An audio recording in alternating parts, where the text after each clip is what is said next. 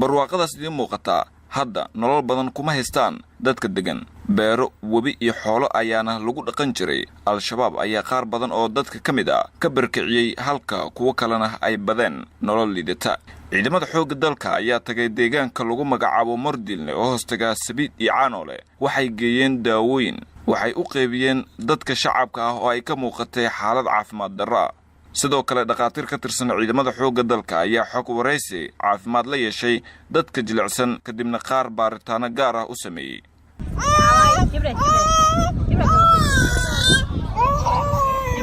meeshaan aan u imaanay magaalada Mordilne waxaan ugu imaanay inaan ciidamada anaga dalka xoogga inaan siino daawo ayagoo loo diiday intaasoo 7 sano ay haysteen magaalada shabaab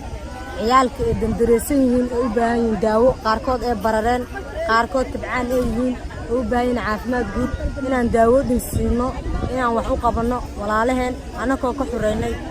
nimankii joogay ee shabaabka ka xureynay anagoo wadankii u xureynay maantana inaan si caafimaad iyo daawo aan ku siino anagoo joogno magaalada Sabiid sidoo kale Cabdullaahi Xasan Muuse ayaa dhankiisa sheegay in al-shabaab dadkii ay dhibaateeyeen iyagu ayna u gurmadeen kuna dadaali doonaan sidii noloshooda caadiga ahayd loogu soo celin lahaa dadka ka tabaalisan tuulada Sabiid iyo Caanoole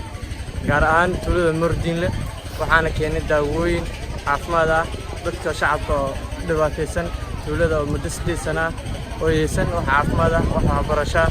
amaanta u keenay daawooyin caafimaad ah iyo xanuuno kala duwan sheeganayo xanuunada ku qabilnay insha Allah waxa u rajayn doonaa caafimaad